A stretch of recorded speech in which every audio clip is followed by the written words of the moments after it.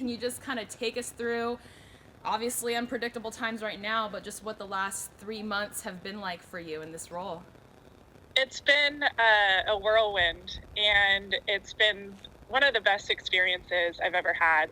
Um, Spring training was so much fun. There was just such great energy from all of the staff and the players, and we were really getting into a rhythm there. And then, unfortunately, obviously, had to cut it short. But it was just great to kind of go out and be on the field each day and learn from the staff and the players alike. It's been a really cool experience. And even though this time that we're in is pretty unfortunate and uncertain, I'm trying to find silver linings each day. And the one that I was really thinking about yesterday was being able to kind of take a pause and take a breath and kind of soak everything in that's happened over the last 3 months. This hire kind of came pretty quickly, and once it did, it was just a little overwhelming with FanFest and then moving down to Scottsdale and getting acclimated at spring training. So I never really got to pause and take a breath. So I've been really grateful for the past few weeks to kind of sit down, reflect, connect with my family and friends a little bit more than just a quick text in between practice and meetings during spring training.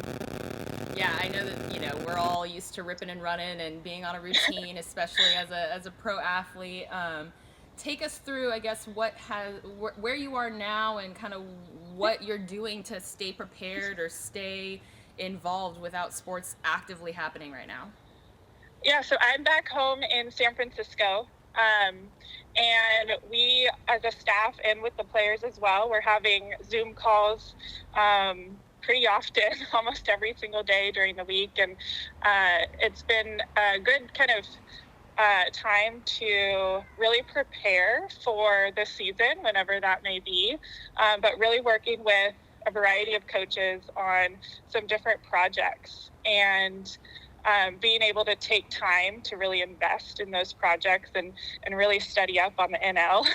And, personally, I'm making sure I'm taking care of myself, getting my own home workouts in, going on socially distant runs outside and walks.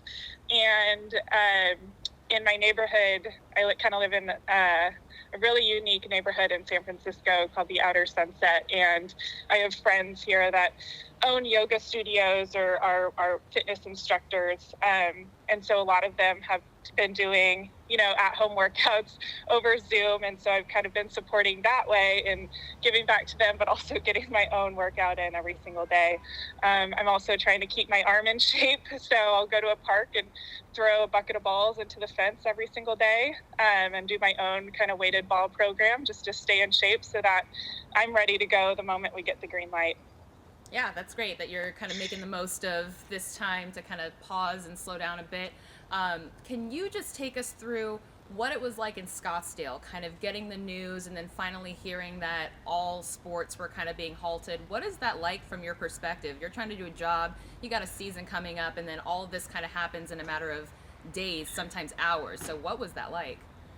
Yeah, it came kind of fast, I remember spring training is a bit of a whirlwind, right? Like all the days kind of get mixed up, and it's so great, right? You're at the field every single day. And there was a moment when MLB came and spoke to us about this coronavirus kind of in the beginning of March, and they started to talk about the importance of limiting fan interactions, autograph signings, handshaking, and we kind of just didn't really understand it at the time. So that's a big kind of learning that I think we all had, right? Like, we need to really take this seriously from the moment something like this is brought to our attention. So it took us just a couple of days to really understand what was going on. So shortly after that meeting, they then shut down the clubhouse to only allow players and staff in and around the facility. And so that was kind of just eye-opening. And then not being able to connect with the fans or having to kind of politely tell them, like, I can't take a picture with you. I can't get close. We can do it from like far away. It was just kind of crazy, but that all just happened in a matter of days. And the timing of all of this was pretty interesting because March 12th was our already scheduled off day.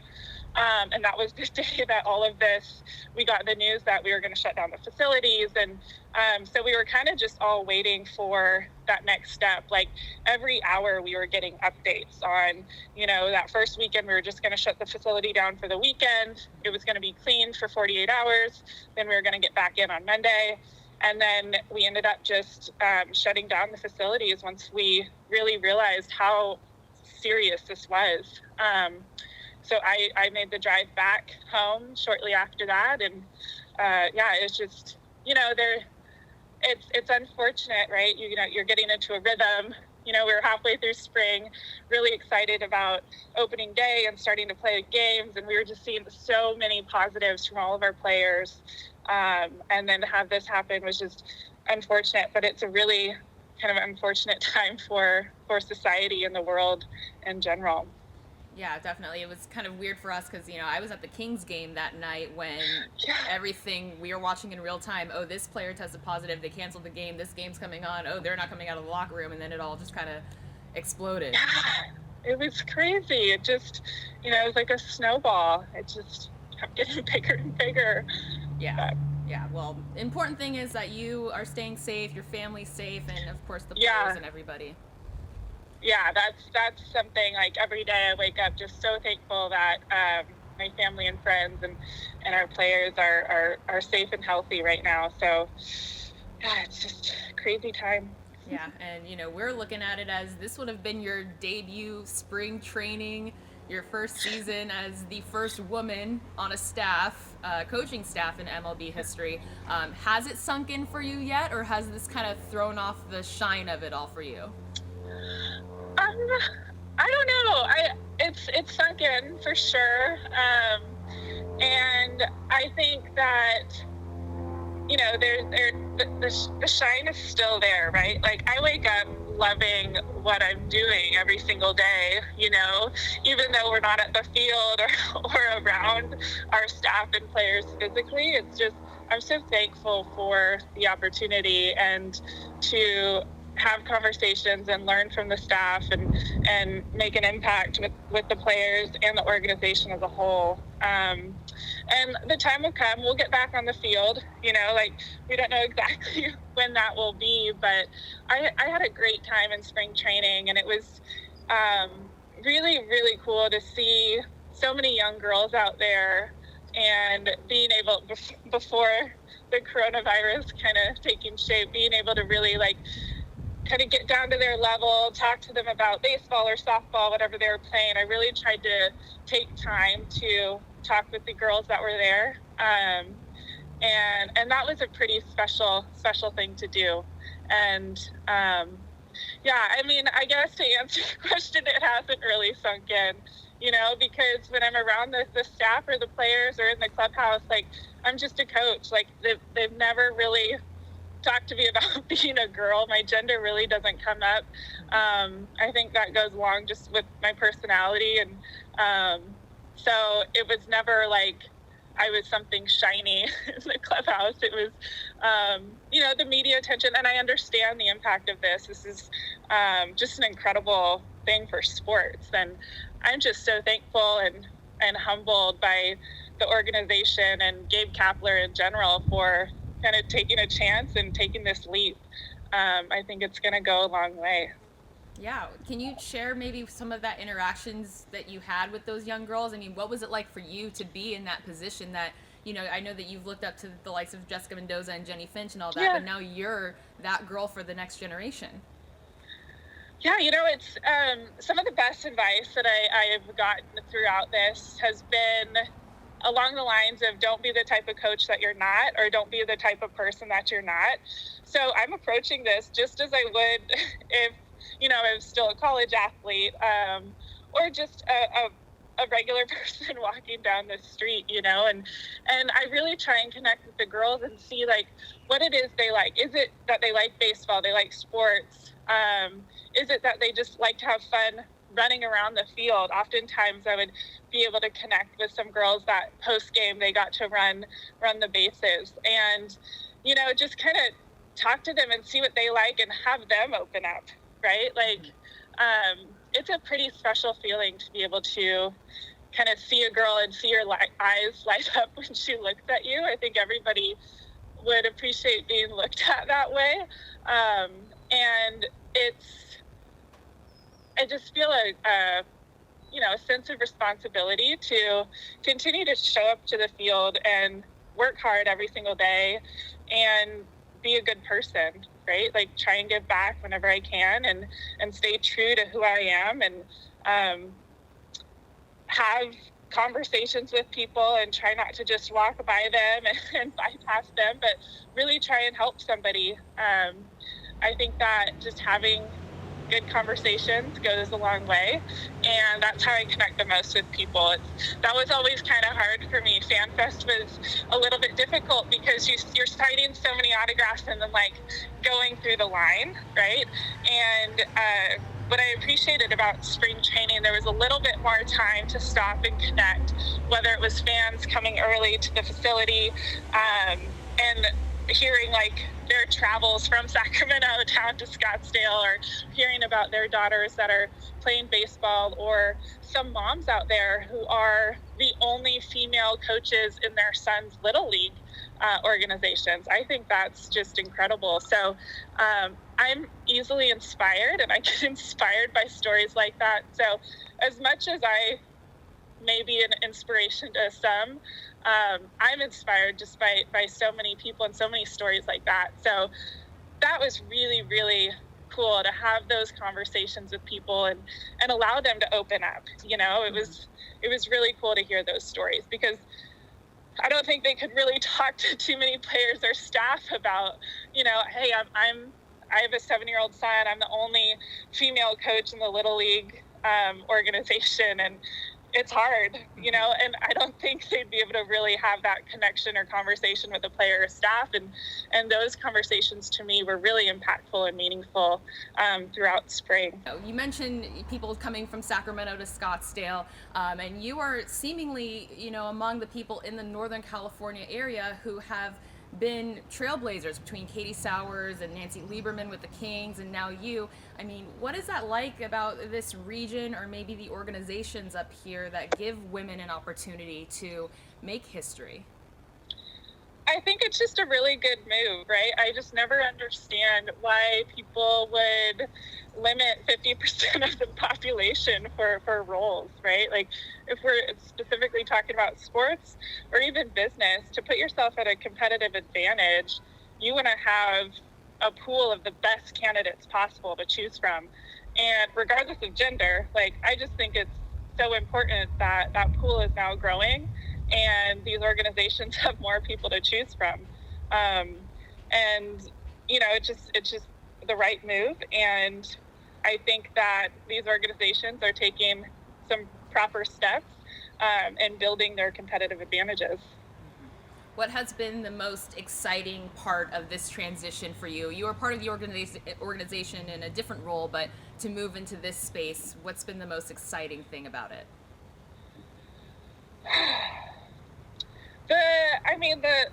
The love that I get from the organization and like the relationships that I've had with, throughout my different roles within the Giants organization has been incredible. Like, I just love the people there, and I've learned so much.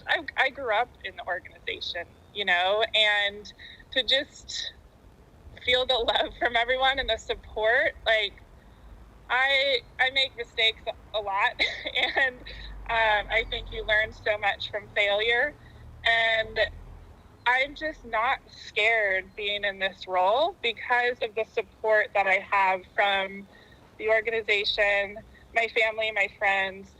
So that has been really, really cool. Like, I don't know, like so many people are like, oh, you're the only one, and you know, it could be lonely, or the only girl, but I feel very supportive and very fortunate that I have this tribe around me that, I can lean on, I can go to for advice or support. And so that's been just amazing and so fun. And I just, I've grown up with this organization, as I said, and I know that I've always just wanted to continue to make an impact, because the Giants do so much, not just on the field, but off the field, in the community, for the game of baseball in general.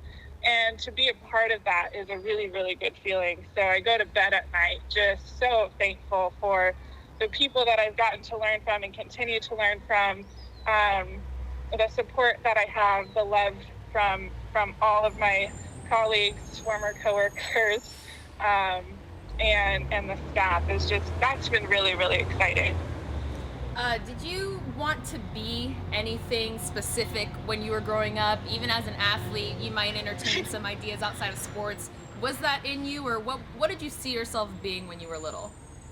When I was little, I wanted to swim with killer whales. So I always thought that, I might train killer whales, and my grandma lived in Monterey, so I grew up going to the Monterey Bay Aquarium a lot, and so marine biology was something that I was really fascinated by, and I was just in awe, and still am in awe of the ocean and orcas in general. So I always thought that I would work with them. As I got to be kind of a teenager and learn a little bit more, I realized that having animals in cages is really not a good thing. So I quickly put that dream aside. And after that, I don't know, I thought, growing up, it was all about playing Division I college softball. And once you graduate from college, it's like, oh man, you're going into the real world. So I never really had too many dreams of being a doctor or a lawyer. It was more about what type of life do I want to live, what type of people do I want to surround myself with, and what type of impact do I want to have in this world. And so I just kind of made my own path and kind of took some unique turns and found myself in San Francisco, really learning all about kind of sport business and all the different opportunities there are in sport. I never saw female coaches on a baseball field, so I never really thought this was possible. But I'm a fan of going after things that haven't been done before. So awesome. Well, my final question is just, what would be your message to the girls at Sac State or in the softball leagues that we cover to get to where you are? One, I think it's continue to work hard and master your craft during this time where you're not being able to be on the field. I've been talking to Coach Perez over at Sac State, and it's sad right now that, especially for those seniors not being able to play this year. I know that, I think they'll be able to play next year, but I think that if it's all about staying true to who you are and learning from those types of people that you look up to. I'm a big fan of reaching out to people and just asking them questions about their life, their background, how they got to where they are, and then not taking that and running with it and following their exact path, but realizing the inspirations that they followed and follow that. Is there anything else that you want people to know about you, or just what you're doing during this time since we have you? Yeah, I think right now, I love the love from the Sacramento area in Woodland. I'm just so fortunate for my parents, my family, and Sac State, like their family. That's home for me. I wish so bad that I could just hug everyone, but during this time, it's just so important to stay home and flatten this curve